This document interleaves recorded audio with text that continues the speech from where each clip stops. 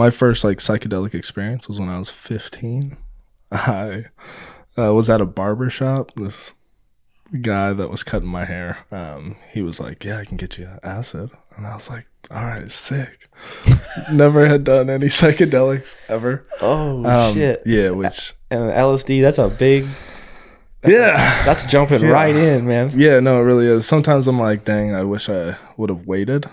And then sometimes I'm very grateful for the experience that I had. So your barber says I can get you some acid. Yeah. And then when did you do it? It was like a few days later.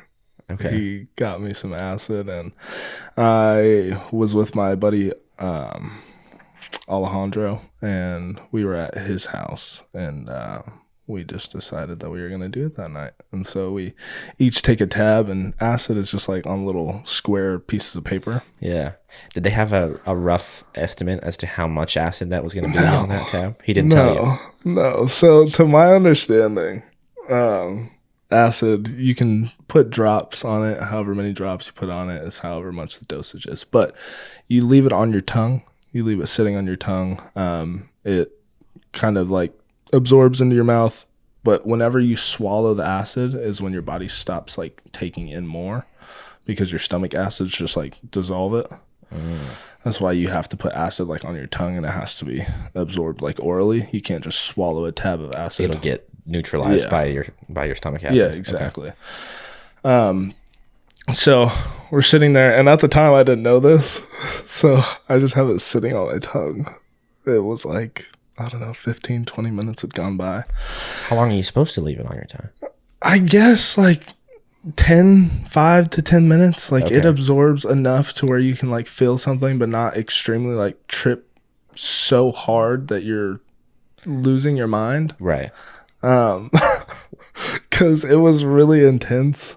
But I turned to my buddy and I was like, "Hey, have you swallowed yours yet?" And he was like, "Oh yeah, I swallowed mine like 5 minutes ago." And I was like, "Oh fuck! Oh god damn it!" So I swallow it, and we're sitting there, and out of nowhere, the floor just starts like crawling towards me, and I was like, "No, no." So I like sit up on the bed because it like scared me, and the visuals just get like really intense. The walls kind of start like melting, and I was like, "Oh god, this is too much." And so I just kind of like sat there with my eyes closed for a second.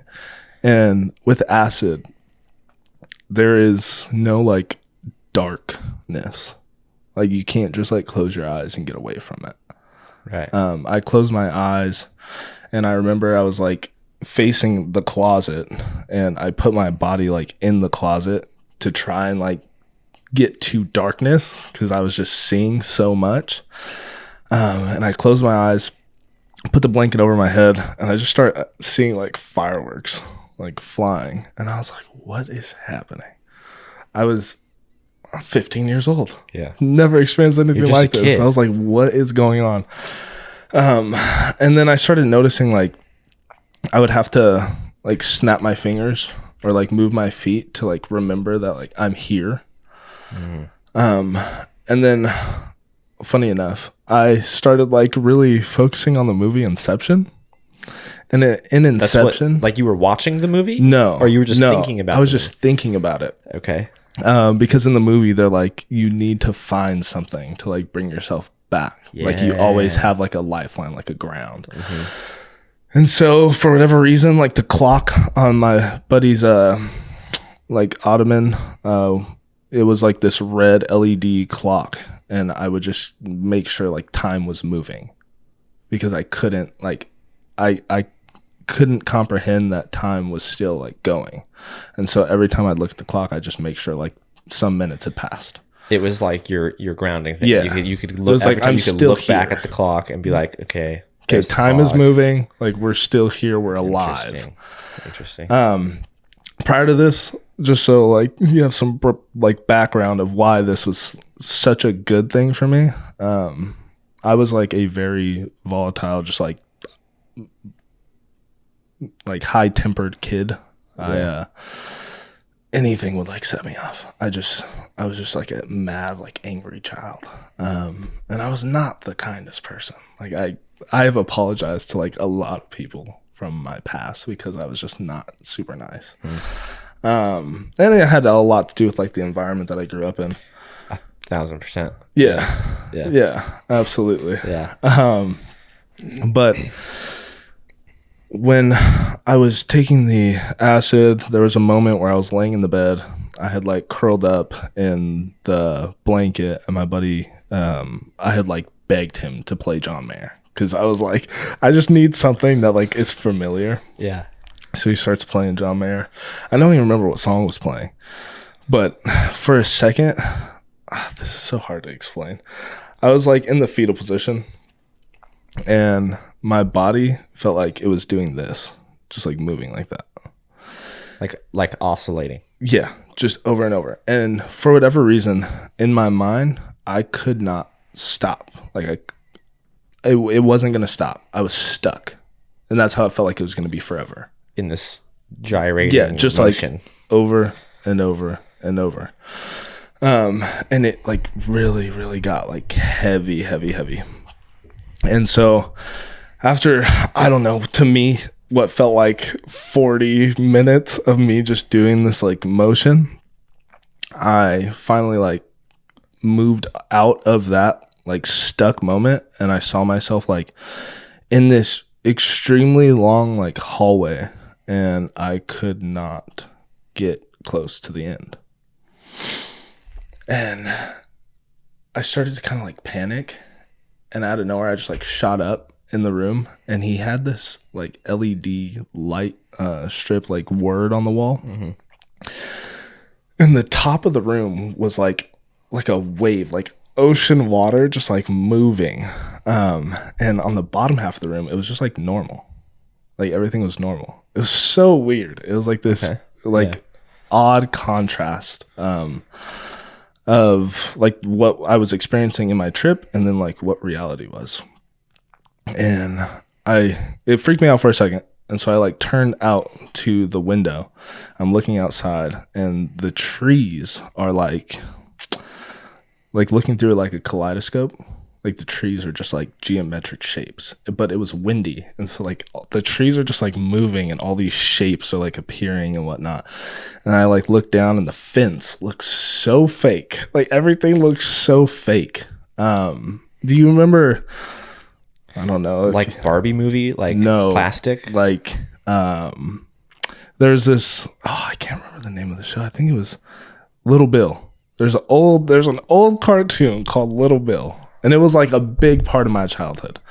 It's this little like black kid, and he wore this like yellow shirt, had like a purple stripe through it with like a little bee on it. So that was his name. And it looked like the fence that sat like in front of his house. I don't know why it was like so tied to this, but it was. Interesting.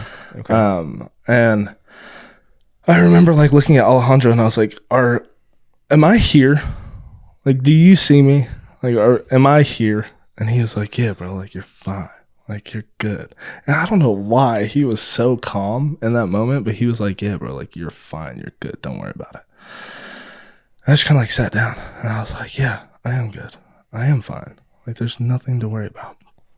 And as we start like coming down from this trip, we start like talking about like life and existence. And this is kind of where like my spark of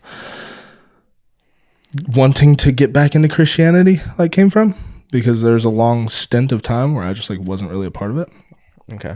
And we started having like these philosophical like conversations about how we viewed the world, and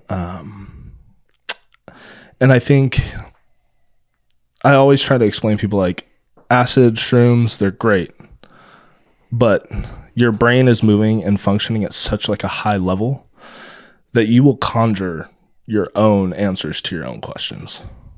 And people after trips, like, yes, trips can be like very profound and do like wonders for people. But I also feel like trips can be very detrimental if you don't understand how extremely like powerful these hallucinogenics are. Because were moments where my brain would start like thinking about like the possibility of like the string theory or anything like that, where, you think of something and out in the world, out in like the ether, it just like appears, it exists.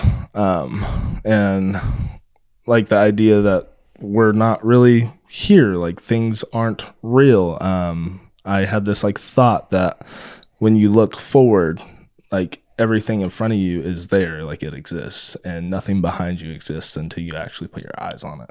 Like it's not there until you physically see it. This was a feeling that you had during the acid. Yeah. Okay.